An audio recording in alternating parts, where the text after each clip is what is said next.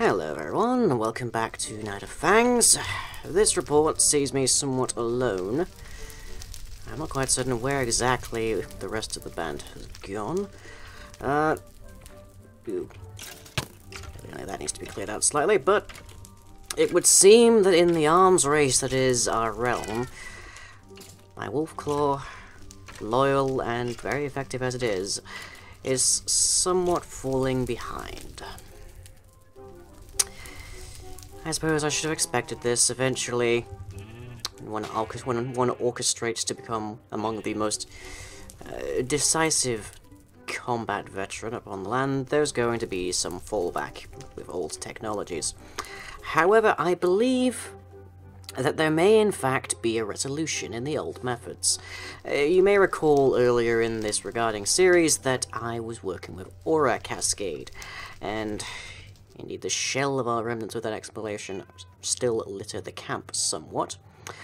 But I believe combining it with this blazing cactoid and one or two trinkets I've managed to procure via Folivera and Fuzz, that we may be able to create a weapon of nigh unparalleled strength, and indeed it should be still compatible with the enchantments that the Wolfclaw has upon it that enable it to be such a powerhouse of damage, certainly against the vampiric undead. But this will, however, require a new construction, so let's wander around, and I think we might have a spot.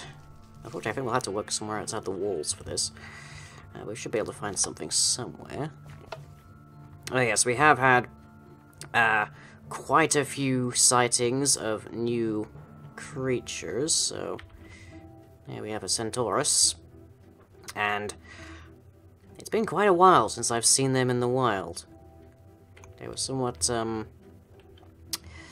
they had political differences with Baedmon, which is to say that they ransacked several villages and burnt the children to ashes, but nonetheless, I'm sure we'll get along famously. Some satyrs as well.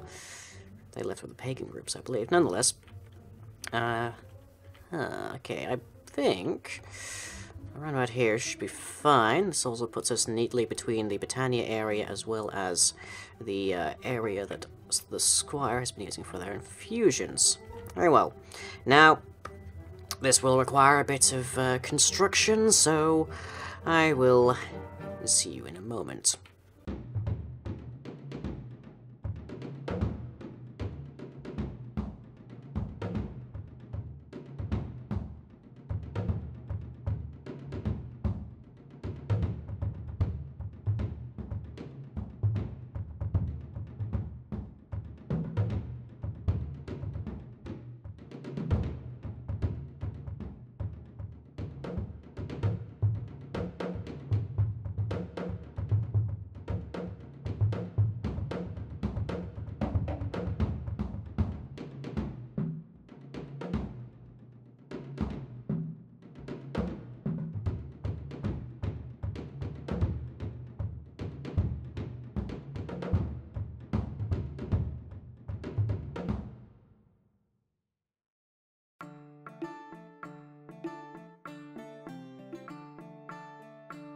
Alright, sometime later, and I believe this construction might be called finished. I do rather like the design. It's my own. It somewhat resembles a small pontiff shrine at the cathedral in Duvet. My mother took me there some time ago, but yeah, this particular area always struck me with a degree of fascination. Its simplicity in its function. Of course, it was not used for Aura Cascade in those days, no. Nonetheless, this familiar form would be our Vortex controller, for which we've crafted many a thing before, and we can see that there are capacitors up there, as well as aura nodes in a standard fashion, and some burning aura pumps down here. If anyone would happen to provide some advice as to which aura pump I should use instead, then certainly give me some tips. This is by no means my specialty. But beneath it we have monitors, and those will output a current whenever this particular pump requires fuel, directly into this dropper, which I can fill with all manner of fuel. I have a particular fuel in mind, but first let me inform you exactly of why I've reconstructed this thing in such a rather aesthetic pose. Now, if we look to... Let me see, there were the fairies, but... I believe we've moved rather beyond fairies as it is. Let's see. I require... Let's see, where are you? Angel's Steel. Can be made into higher tiers by dropping it on the ground as a developed resource for making tools and swords. That is part of the quest system, but we are looking for the item itself. Where are you? There you are. Angel Steel Swords. By shaping a blade, you can apply a variety of curses to the enemies you hit. So, the red, the violet, yellow, blue, and all sorts. But for these require Angel Steel. Angel Steel goes up to tier 11, each progressive tier requiring 3 of the preceding. A red crystal will make enemies unstable, causing large patches of flames to randomly break out around them. A orange crystal will make the enemies randomly and uncontrollably fly up into the air. A yellow crystal will cause lightning to frequently strike the enemies. A green crystal will sicken the enemies, causing them to rapidly take damage. This sickness quickly spreads to nearby entities, including yourself. And what else do we have? A blue crystal will apply a curse that seeks out the cracks in the enemy's defenses. It will rapidly damage the enemy if they drop below half health. A violet crystal will loosen the enemy's grip on reality itself. They'll periodically switch places with nearby entities. I feel, as much as synergy as I have to the blue, I feel that the yellow may in fact be our most advantageous here. I don't believe the vampires left in this realm will be particularly susceptible to fire at this stage, but nonetheless we will be enchanting this weapon. But to procure Angel Steel, we require a particular consumer. So if I look for it, where are you? A cascading synthesizer. An extremely powerful material. It runs at a minimum speed of 10,000 power per second, and it requires 3 iron ingots and an arcane prism, which I don't believe we've as yet had to craft one of those, but it will require this setup anyways.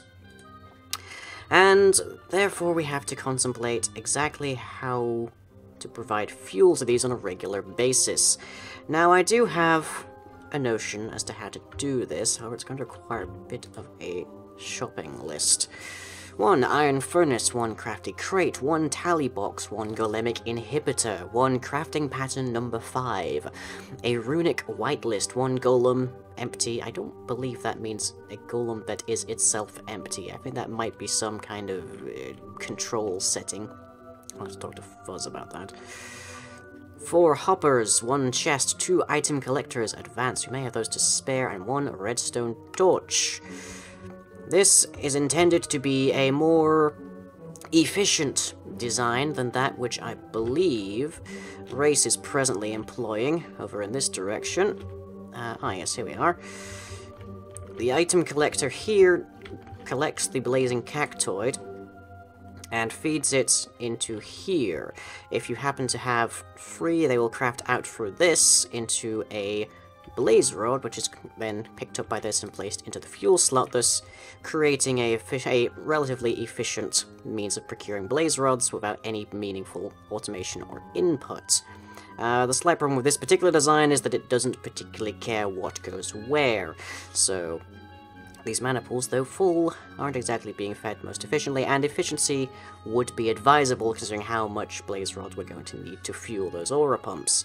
Nevertheless, there's actually quite a lot of mana around here. I'm going to have to deal with a fair bit to ensure... Really? There's nothing... Yeah, is there anything I can just chuck into here, I wonder, just to get this running again? Not really. And there we have it going.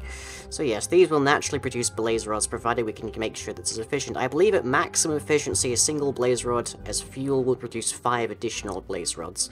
So it should be perfectly viable to continue this system. But I'm going to have to clear some area, I'm going to have to get some more lava to plant the blazing cactoid. Let's just stand upon this contraption. And I believe that may be for another day. So, I hope you've enjoyed this, brief though it were. I have some distinct plans.